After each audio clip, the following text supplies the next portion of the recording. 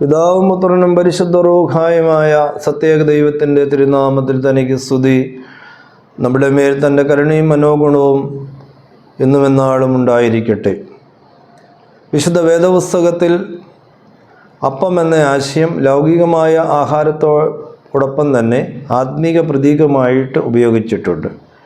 പഴയ നിയമത്തിലും പുതിയ നിയമത്തിലും അപ്പം എന്ന പ്രതീകം ആത്മീയമായി ഉപയോഗിച്ചിരിക്കുന്നു. അപ്പം എന്നത് ആത്മീയമായി വ്യാഖ്യാനിക്കുന്നത് ദൈവത്തിൻ്റെ സംരക്ഷണവും ദൈവത്തിൻ്റെ സാന്നിധ്യവുമാണ്. പുറപ്പാട് പുസ്തകം 25-ാം അധ്യായം 30-ാം വാക്യത്തിൽ സമാഗമന കൂടാരത്തിൽ ഇസ്രായേലിൻ്റെ ഗോത്രസംഖ്യയ്ക്കനുസരിച്ച് 12 അപ്പം മേശയിൽ വെക്കുന്നു. അത് ദൈവത്തിൻ്റെ നിത്യമായ സാന്നിധ്യത്തിൻ്റെ പ്രതീകമാണ്. കൂടാതെ അപ്പം പഴയ നിയമത്തിലെയും പുതിയ നിയമത്തിലെയും ആരാധനയുടെ ഒരു ഘടകം കൂടിയായിരുന്നു. ഇന്നത്തെ സുവിശേഷ ഭാഗമായ യോഹന്നാൻ്റെ സുവിശേഷം 6-ാം അധ്യായം 35 മുതൽ 46 വരെയുള്ള വാക്യങ്ങളിൽ യേശുക്രിസ്തു അപ്പം എന്ന ആത്മീക പ്രതീകത്തെ സവിസ്തരം പ്രതിപാദിക്കുന്നുണ്ട്.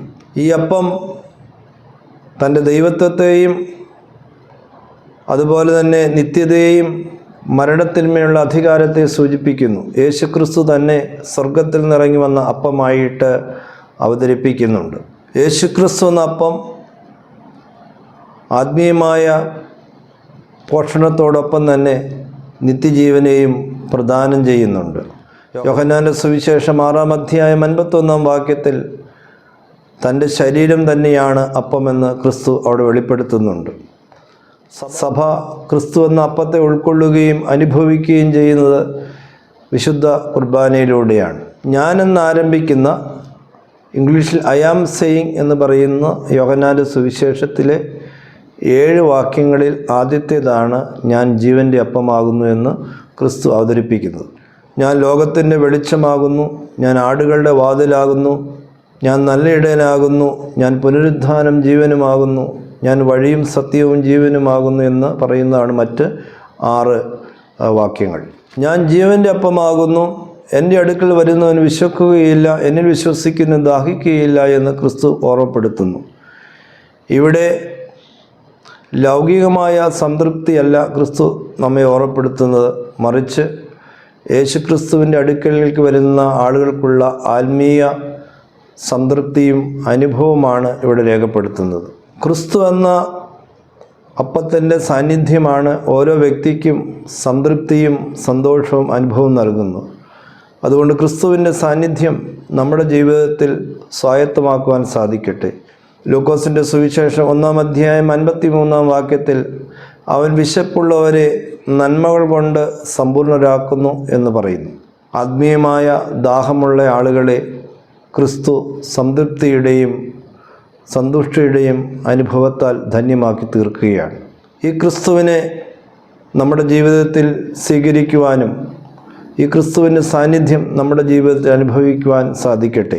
സഭാപിതാവായ അന്ത്യോക്യയിലെ ഇഗ്നാത്തിയോസ് ഇപ്രകാരം പറയുന്നുണ്ട്: the bread of God only can satisfy when we are faith with afflictions.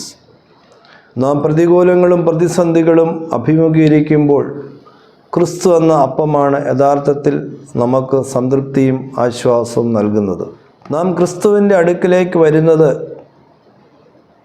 ഒരു ആക്സിഡൻ്റായിട്ടോ അല്ല, പെട്ടെന്നുള്ള ഒരു സംഭവമായിട്ടല്ല. പിതാവാം ദൈവമാണ് നമ്മെ ക്രിസ്തുവിൻ്റെ അടുക്കിലേക്ക് എത്തിക്കുന്നത്. യേശുക്രിസ്തു പറയുന്നു, എൻ്റെ പിതാവ് എനിക്ക് തരുന്നതൊക്കെയും എൻ്റെ അടുക്കൽ വരും, എൻ്റെ അടുക്കൽ വരുന്നവനെ ഒരു നാളും തള്ളിക്കളയില്ല എന്ന് പറയുന്നു. നാം ക്രിസ്തുവിൻ്റെ അടുക്കൽ എത്തിച്ചേരുന്നത് പിതാവാം ദൈവത്തിൻ്റെ നിയോഗത്താലും സഹായത്താലുമാണ്. വിശ്വാസം നമ്മിൽ നൽകുന്നത് ദൈവം തന്നെയാണ്. എന്നാൽ സ്വർണ്ണനാവുകാരനായ ഈവാനിയോസ് പ്രകാരം ഈ ഭാഗത്തെ വ്യാഖ്യാനിച്ച് പറയുന്നുണ്ട്: മനുഷ്യൻ്റെ അഹങ്കാരം മനുഷ്യനെ ദൈവത്തിൽ നിന്ന് അകറ്റും. യേശുക്രിസ്തു നമ്മളെ ആരെയും തള്ളിക്കളയുന്നില്ല, എന്നാൽ അഹങ്കാരവും അഹംഭാവവും നമ്മെ ദൈവത്തിൽ നിന്ന് അകറ്റുവാൻ കാരണമായിത്തീരും.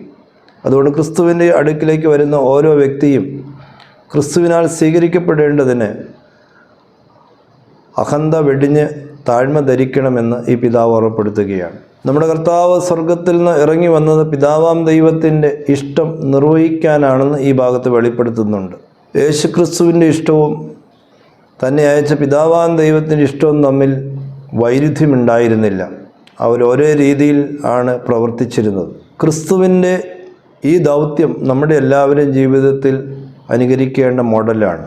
നമ്മളും ദൈവത്തിൻ്റെ ഇഷ്ടം നിർവഹിക്കുവാൻ ഈ ലോകത്ത് ബാധ്യതയുള്ളവരാണ്. ദൈവത്തിൻ്റെ ഇഷ്ടത്തിന് വിരോധമായോ അതിനെതിരായ പ്രവർത്തന ശൈലികൾ നമ്മുടെ ആരുടെയും ജീവിതത്തിൽ ഉണ്ടാകാതിരിക്കാൻ പ്രത്യേകം ശ്രദ്ധിക്കേണ്ടിയിരിക്കുന്നു. ക്രിസ്തു പിതാവാം ദൈവത്തിൻ്റെ ഇഷ്ടത്തിന് വിധേയപ്പെട്ടതുപോലെ നാം ഓരോരുത്തരും ദൈവത്തിൻ്റെ ഇഷ്ടത്തിന് നമ്മുടെ ജീവിതത്തിൽ വിധേയപ്പെടണമെന്ന് അദ്ദേഹം ഓർമ്മപ്പെടുത്തുന്നുണ്ട്. ദൈവത്തിന് ഇഷ്ടമല്ലാത്ത, ദൈവത്തിന് ഹിതകരമല്ലാത്ത, ദൈവത്തിന് പ്രസാദകരമല്ലാത്ത ഏതെങ്കിലും ജീവിത ശൈലികൾ നമ്മുടെ ജീവിതത്തിലുണ്ടെങ്കിൽ അവയെ ഉപേക്ഷിക്കുവാനായിട്ട് നാം തയ്യാറാകേണ്ടിയിരിക്കുന്നു. പിതാവാം ദൈവത്തിൻ്റെ ഇഷ്ടത്തെ സഭാപിതാവായ അഗസ്റ്റിൻ വ്യാഖ്യാനിക്കുന്നത് താഴ്മയായിട്ടാണ്. ജീവിതത്തിൽ താഴ്മയുള്ള ആളുകളാണ് ദൈവത്തിൻ്റെ ഇഷ്ടം ഈ ലോകത്തിൽ നടപ്പാക്കുന്നതെന്ന് അദ്ദേഹം പറയുന്നുണ്ട്. അഹങ്കാരം ദൈവത്തിൻ്റെ ഇഷ്ടത്തിന് എതിരാണെന്നും നാം ഓരോരുത്തരും ക്രിസ്തുവിനെ അനുകരിക്കുന്നത് വഴിയായിട്ടാണ് ഈ താഴ്മ നമ്മുടെ ജീവിതത്തിൽ ഉൾക്കൊള്ളുവാനായിട്ട് സാധിക്കുന്നു അദ്ദേഹം പറയുന്നുണ്ട്. നമ്മുടെ എല്ലാവരുടെയും ജീവിതത്തിൽ വിനയം, എളിമ എന്നീ സൽഗുണങ്ങൾ നിറയുമ്പോൾ നാം ദൈവത്തിൻ്റെ ഇഷ്ടം ചെയ്യുന്നവരായിത്തീരുന്നു. നമ്മുടെ കർത്താവ് ഓർമ്മപ്പെടുത്തുന്നുണ്ട്, ദൈവം എന്നെ ഭരമേൽപ്പിച്ചതൊന്നും ഞാൻ നഷ്ടപ്പെടുത്തുന്നില്ല, അവർക്ക് നിത്യജീവനെ പ്രദാനം ചെയ്യുന്നു എന്ന് ക്രിസ്തു ഓർമ്മപ്പെടുത്തുകയാണ്. പിതാവാം ദൈവം ഭരമേൽപ്പിച്ച ഒന്നിനെയും പുത്രൻ തമ്പുരാൻ നഷ്ടപ്പെടുത്തുന്നില്ല, അതിനെയെല്ലാം കരുതലോടെ സംരക്ഷിക്കുന്നു. ക്രിസ്തുവിൻ്റെ പരാമർശങ്ങൾ, പ്രത്യേകിച്ച് സ്വർഗത്തിൽ നിന്നിറങ്ങി വന്ന അപ്പം എന്നുള്ള ആശയം യഹൂദന്മാർ ചോദ്യം ചെയ്യുന്നുണ്ട്. അവർ ക്രിസ്തുവിനെതിരെ പിറുപിറുക്കുന്നുണ്ട്. ഇവൻ യൗസേപ്പിൻ്റെ മകനല്ലയോ? ഇവന് നമുക്ക് പരിചയമുള്ള ആളാണല്ലോ, എന്തുകൊണ്ട് ഇവൻ സ്വർഗത്തിൽ നിന്നിറങ്ങി വന്നു എന്ന് പറയുന്നു എന്നവർ പരസ്പരം പറയുന്നുണ്ട്. യേശുക്രിസ്തു അതിനെ നിരാകരിക്കുകയും യഹൂദന്മാർ ക്രിസ്തുവിൻ്റെ സംവാദത്തെ കൃത്യതയോടെ ഉൾക്കൊണ്ടിരുന്നില്ല. പ്രത്യേകിച്ച് യേശുക്രിസ്തുവിൻ്റെ ദൈവികമായ ഉത്ഭവത്തെ, സ്വർഗത്തിൽ നിന്നിറങ്ങി വന്ന അപ്പം എന്നുള്ള ആശയത്തെ യഹൂദന്മാർ തിരസ്കരിക്കുകയും അതിനെതിരെ അവർ പിറുപിറുക്കുകയും ചെയ്തു. കാരണം യേശുക്രിസ്തു യൗസേപ്പിൻ്റെ മകനാണെന്ന് അവർ ധരിച്ചിരുന്നു. അവൻ്റെ വീട്ടുകാരെയും അവർക്ക് പരിചയമുണ്ടെന്നുള്ള രീതിയിൽ പറയുകയാണ്. യേശുക്രിസ്തു അതിനെ നിരാകരിക്കുന്നു എന്ന് മാത്രമല്ല, ക്രിസ്തു നിത്യജീവനെക്കുറിച്ചും ദൈവത്താൽ ആകർഷിക്കപ്പെടേണ്ടതിനെക്കുറിച്ചും ദൈവത്താൽ പഠിപ്പിക്കപ്പെടേണ്ടതിനെക്കുറിച്ചും അവരെ ഓർമ്മപ്പെടുത്തുകയും ചെയ്തു. ഈ ഭാഗത്തെക്കുറിച്ച് ഞാൻ നിങ്ങളുമായിട്ട് പങ്കുവെക്കുവാനിരിക്കുന്ന ആശയം സഭാപിതാവായ ജെറോമിൻ്റെ വ്യാഖ്യാനത്തെ അടിസ്ഥാനപ്പെടുത്തിയിട്ടുള്ളതാണ്. അദ്ദേഹം യേശുക്രിസ്തുവിനെ അവതരിപ്പിക്കുന്നത് തന്നെ ഭരമേൽപ്പിച്ചിട്ടുള്ള ഒന്നിനെയും നഷ്ടപ്പെടുത്താത്ത വ്യക്തിയായും അതിനെ കരുതലോടെ പരിരക്ഷിക്കുന്ന വ്യക്തിയുമായിട്ടാണ് അദ്ദേഹം ക്രിസ്തുവിനെ ഇവിടെ അവതരിപ്പിക്കുന്നത്. അദ്ദേഹം ഇങ്ങനെ പറയുന്നുണ്ട്, Jesus did not lose anything entrusted with him and he took care of others. തന്നെ ഭരമേൽപ്പിച്ച് ഒന്നും നഷ്ടപ്പെടുത്താതെയും മറ്റുള്ളവരെ കരുതലോടെ ചേർത്ത് നിർത്തുകയും ചെയ്തു. നമ്മുടെ എല്ലാവരുടെയും ജീവിതത്തിൽ ദൈവം നമ്മെ ഭരമേൽപ്പിച്ചിട്ടുള്ള ഒന്നിനെയും നഷ്ടപ്പെടുത്താതെ മറ്റുള്ളവരെ കരുതലോടെ ചേർത്ത് നിർത്തുവാനായിട്ട് ഈ ഭാഗം നമ്മെ ഓർമ്മപ്പെടുത്തുകയാണ്. 1 തീമോത്തിയോസ് 6-ാം അധ്യായം 20-ാം വാക്യത്തിൽ പൗലോസ് അപ്പോസ്തലൻ തീമോത്തിയോസിനോട് ഇങ്ങനെ പറയുന്നുണ്ട്, ഞാൻ നിന്നെ ഭരമേൽപ്പിച്ചതെല്ലാം നീ സൂക്ഷിച്ചു കൊള്ളുക. തീമോത്തിയോസിനെ വരമേൽപ്പിച്ച കാര്യങ്ങൾ തുടർന്നു പോകാനായിട്ട് പൗലോസ് അപ്പോസ്തലൻ ഓർമ്മപ്പെടുത്തുകയാണ്. ഈ നിർദ്ദേശം നമുക്കെല്ലാവർക്കും സ്വീകാര്യമാണ്. നമ്മെ ദൈവം ഭരമേൽപ്പിച്ചിട്ടുള്ള ഉത്തരവാദിത്തങ്ങൾ നിർവഹിക്കുവാനായിട്ട് സാധിക്കട്ടെ. ഗ്രീക്ക് ഭാഷയിൽ ഭരമേൽപ്പിക്കുക എന്നുള്ളതിൻ്റെ അർത്ഥം കമ്മിറ്റഡ് ടു റെസ്പോൺസിബിലിറ്റീസ് എന്നുകൂടിയാണ്. ഉത്തരവാദിത്തങ്ങൾ നിർവഹിക്കുവാനുള്ള പ്രതിബദ്ധതയാണ് ഭരമേൽപ്പിക്കുക എന്നുള്ള ആശയത്തിലൂടെ വ്യക്തമാക്കുന്നത്. നമ്മുടെ ജീവിതത്തിൽ ദൈവം വ്യത്യസ്തങ്ങളാകുന്ന കാര്യങ്ങൾ ഭരമേൽപ്പിച്ചിട്ടുണ്ട്. ഉത്തരവാദിത്തങ്ങളുണ്ട്, ദൗത്യങ്ങളുണ്ട്, ദൈവം നൽകിയ താലന്തുകളുണ്ട്, കഴിവുകളുണ്ട്. ഇവയെല്ലാം ഉത്തരവാദിത്വം നഷ്ടപ്പെടുത്താതെ പൂർണ്ണ ഉത്തരവാദിത്തോടെ നിർവഹിക്കുവാനും വർദ്ധിപ്പിക്കുവാനുമായിട്ട് നമുക്ക് സാധിക്കട്ടെ. ദൈവം നമ്മെ ഭരമേൽപ്പിച്ചിട്ടുള്ള 3 കാര്യങ്ങൾ ഞാനിവിടെ ഓർമ്മപ്പെടുത്തുകയാണ്. 1 തെസ്സലോനിക്കർ 2-ാം അധ്യായം 4-ാം വാക്യം. അവിടെ നാം ഇങ്ങനെ വായിക്കുന്നു: ഞങ്ങളെ സുവിശേഷം പരമേൽപ്പിക്കേണ്ടതിന് ഞങ്ങൾ ദൈവത്തിന് കൊള്ളാവുന്നവരായി തെളിഞ്ഞതുപോലെ ഞങ്ങൾ മനുഷ്യരെ അല്ല, ഞങ്ങളുടെ ഹൃദയം ശോധന ചെയ്യുന്ന ദൈവത്തെ അത്രയെ പ്രസാദിപ്പിച്ചുകൊണ്ട് സംസാരിക്കുന്നത്. നമ്മെ ഓരോരുത്തരെയും ഭരമേൽപ്പിച്ചിട്ടുള്ളത് സുവിശേഷത്തിൻ്റെ ദൗത്യമാണ്. യേശുക്രിസ്തുവിൻ്റെ സുവിശേഷത്തിൻ്റെ സംവേദകരായി തീരുവാൻ, സുവിശേഷകരായി തീരുവാൻ, ക്രിസ്തുവിന് സാക്ഷിയായി തീരുവാൻ, ദൈവത്തിൻ്റെ ദൗത്യം ഈ ലോകം നിർവഹിക്കുവാൻ ദൈവം നമ്മെ ഭരമേൽപ്പിച്ചിട്ടുള്ള ഏറ്റവും വലിയ പ്രധാനമായ ദൗത്യമാണ്. ഈ ദൗത്യം നഷ്ടപ്പെടുത്താതെ ഇന്നത്തെ ലോകത്ത് നിർവഹിക്കുവാൻ നമ്മുടെ ഓരോരുത്തരും ജീവിതത്തിൽ സാധിക്കട്ടെ. ദൈവത്തിന് സാക്ഷികളായി തീരുവാൻ തക്കമുള്ള പ്രവർത്തനങ്ങൾ, സംസാരങ്ങൾ, വാക്കുകൾ, നമ്മുടെ കുടുംബമെല്ലാം സുവിശേഷമെന്ന ആ ദൗത്യം നിർവഹിക്കുന്ന, ഭരമേൽപ്പിച്ചിട്ടുള്ള ദൗത്യം നിർവഹിക്കുന്ന വേദികളായി തീരട്ടെ. മത്തായിയുടെ സുവിശേഷം 28-ാം അധ്യായം 19-ാം വാക്യത്തിൽ നിങ്ങൾ സകല ജാതികളോടും സുവിശേഷം അറിയിപ്പീൻ എന്ന് തൻ്റെ ശിഷ്യന്മാരെ ഓർമ്മപ്പെടുത്തുകയാണ്. നമ്മെ ഭരമേൽപ്പിച്ചിട്ടുള്ള സുവിശേഷത്തിൻ്റെ വക്താക്കളായി ഈ ലോകത്ത് നമുക്ക് തീരുവാൻ സാധിക്കട്ടെ. രണ്ടാമത്, നമ്മയെല്ലാം ഭരമേൽപ്പിച്ചിരിക്കുന്നത് കുടുംബമാണ്.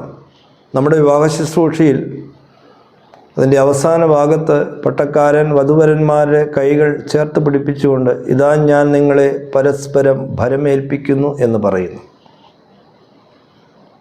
ദൈവം മനുഷ്യനെ ഭരമേൽപ്പിച്ചിരിക്കുന്നത് സന്തോഷകരമായ ഒരു കുടുംബമാണ്.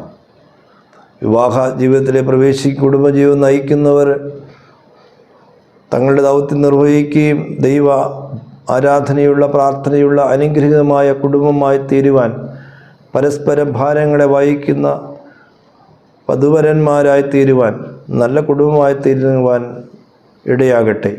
Family is a pleasing sacrifice to God. ദൈവത്തിന് ഏറ്റവും ഇഷ്ടമുള്ള ആരാധന യാഗമെന്ന് പറയുന്നത് സത്യസന്ധമായ, പ്രസാദകരമായ കുടുംബമാണ്. അതുകൊണ്ട് നാം പരസ്പരം ദൈവം നമ്മെ ഭരമേൽപ്പിച്ചിട്ടുള്ള അനുഗ്രഹീത കുടുംബജീവിതം നയിക്കുവാൻ, ഇന്നത്തെ ലോകത്ത് സാക്ഷ്യമുള്ള കുടുംബമായി തീരുവാൻ ഇടയാകട്ടെ എന്ന് പ്രാർത്ഥിക്കുന്നു. മൂന്നാമത്, മനുഷ്യനെ ദൈവം ഭരമേൽപ്പിച്ചത് പ്രകൃതിയുടെ സംരക്ഷണമാണ്. ഉൽപ്പത്തി പുസ്തകം 2-ാം അധ്യായം 15-ാം വാക്യത്തിൽ നാം ഇങ്ങനെ വായിക്കുന്നു: യഹോവയായ ദൈവം മനുഷ്യനെ കൂട്ടിക്കൊണ്ടുപോയി ഏദൻ തോട്ടത്തിലെ വേല ചെയ്യുവാനും അതിനെ കാപ്പാനും അവിടെയാക്കി. സൃഷ്ടിയുടെ പരിപാലനവും സംരക്ഷണവും ആണ് മനുഷ്യനെ ഭരമേൽപ്പിക്കപ്പെട്ട മറ്റൊരു പ്രധാന ദൗത്യമെന്ന് പറയുന്നു. ഈ പ്രപഞ്ചത്തെ അതിൻ്റെ സമഗ്രതയിൽ സംരക്ഷിക്കുന്നതിന്, ഇതിനെ പരിപോഷിപ്പിക്കുന്നതിന്, നമ്മുടെ സമസൃഷ്ടങ്ങളെ കരുതുന്നതിന്, ഒന്നും നഷ്ടപ്പെടുത്താതെ നല്ല രീതിയിൽ പരിപാലിക്കുവാനായിട്ട് ഉള്ള വലിയൊരു ദൗത്യം നമ്മിൽ ദൈവം ഭരമേൽപ്പിച്ചിരിക്കുന്നു. പിതാവാം ദൈവം തന്നെ ഭരമേൽപ്പിച്ചിട്ടുള്ള ഒരു കാര്യവും നഷ്ടപ്പെടുത്താതെ പൂർണ്ണ ശ്രദ്ധയോടെ നിർവഹിച്ച ക്രിസ്തു നമ്മുടെ ആത്മീയജീവിതത്തിന് മാതൃകയാകട്ടെ. ദൈവം നമ്മെ ഭരമേൽപ്പിച്ചിട്ടുള്ള വിവിധ കാര്യങ്ങൾ, ഉത്തരവാദിത്തങ്ങൾ പൂർണ്ണതയോടെ നിർവഹിക്കുവാൻ, മാതൃകയായി തീരുവാൻ എന്ത് സുവിശേഷഭാഗം നമ്മെ ചിന്തിപ്പിക്കട്ടെ എന്ന് ഓർപ്പിച്ചുകൊണ്ട് വാക്കുകൾ ഉപസംഹരിക്കുന്നു. ദൈവം അനുഗ്രഹിക്കട്ടെ.